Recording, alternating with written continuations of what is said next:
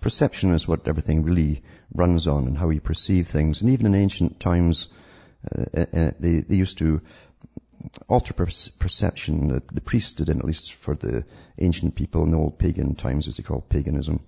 But you'll find that at one time the priests would, in other countries too, even in Latin American countries in ancient times, as well as in the Middle East, the priests would, who'd studied the stars for God knows how long, will never ever know just how long humankind really is, at least for knowledge-wise, that is.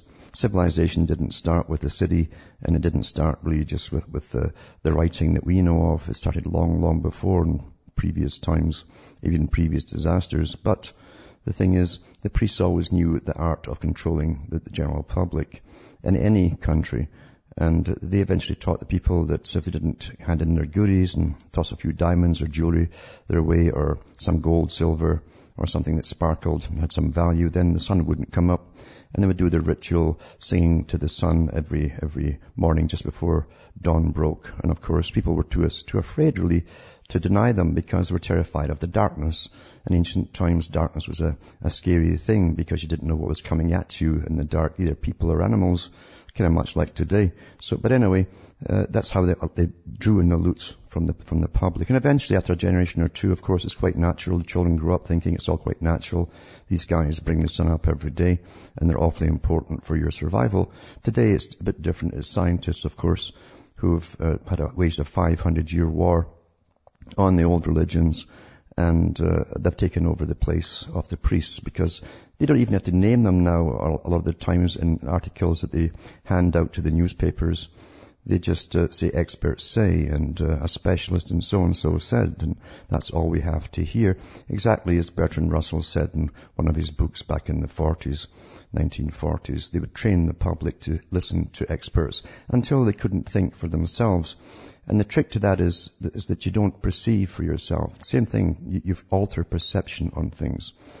You find the same thing with behavior modification.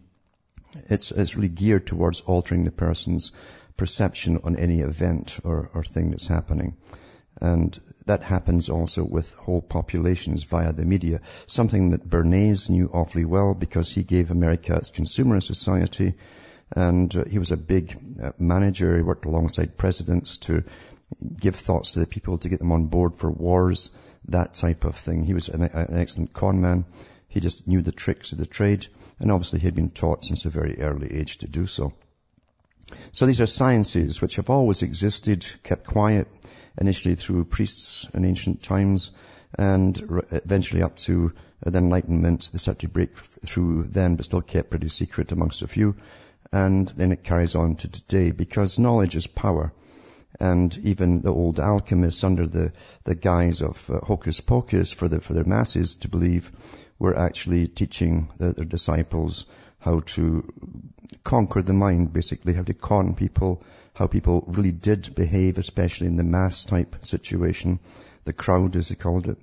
And these techniques came down through the ages. Now they're, of course, sciences. And they always said, too, in the old alchemists, that their real secrets were making things like explosives and stuff like that, things which really did work. They would sell dearly to kings and queens or governments, because it would give them power over governments.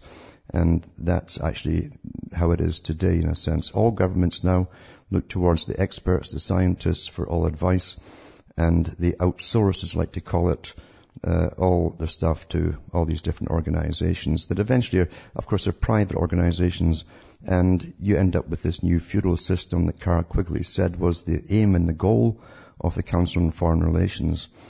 Always a new feudal system where the CEOs would be basically the captains, and the captains of industry would be the new feudal overlords. And we already have that. Governments really are pretty helpless today, because the guys that go in there don't really know very much. What good is a degree in law? And most of them are lawyers, of course.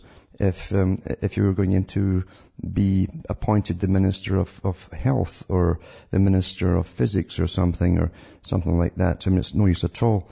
And so now, of course, they're openly bringing on environmentalists and so-called specialists onto the teams. And you don't elect them, of course, they're just appointed. And they now have a big say, a big clout, because they're the new high priest, you see, of government. And we know that government is really a charade.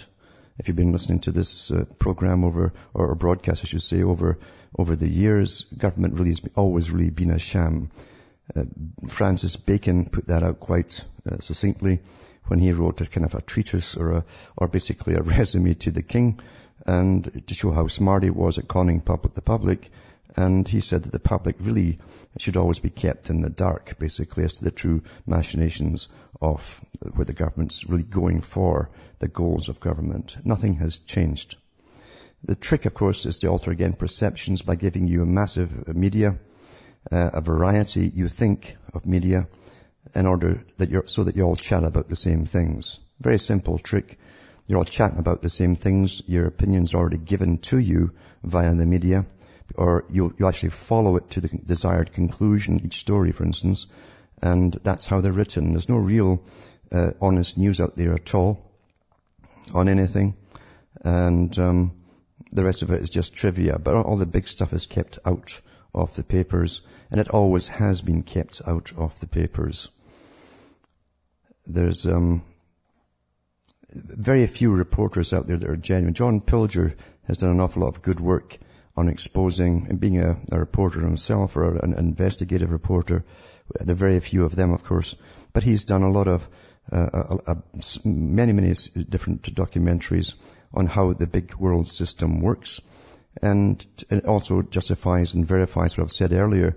When the big boys move in with the cash, they build up a country, and they'll use a kind of fascist system or dictatorship to keep slave labor going across the world. And then, of course, when they see something better somewhere else, they just pull out and leave the mess behind them. And that's how it's really always been. Same thing with embedded reporters in war. There's nothing new whatsoever about that. Pilger's done a documentary on that, one of his last ones, in fact, to show you how that operates from World War I onwards, especially. So, at the bottom level,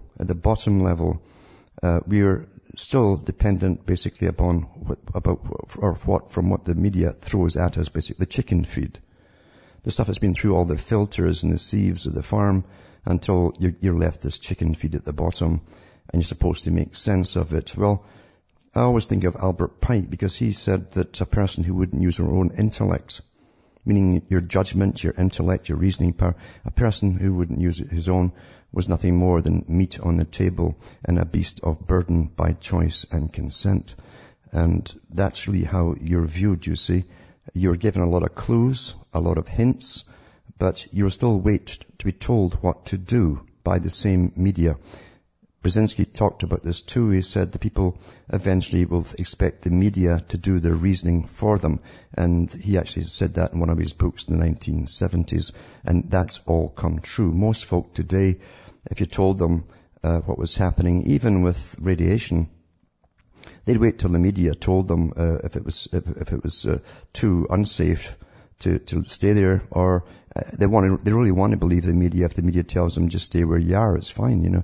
So that's how people are. They will not use their own individual, and that's the key, individual abilities to reason out anything that's given to them.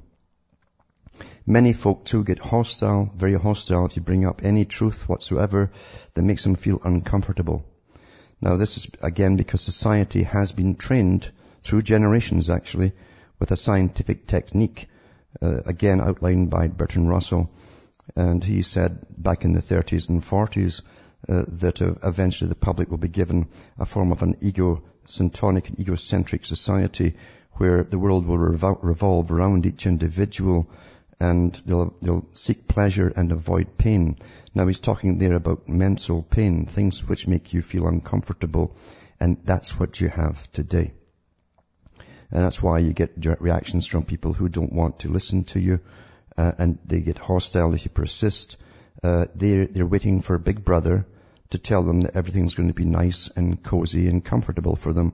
That's what they want to hear. You're looking at damaged people. They're totally conditioned. They're perfectly conditioned, and that's the problem. I've also mentioned before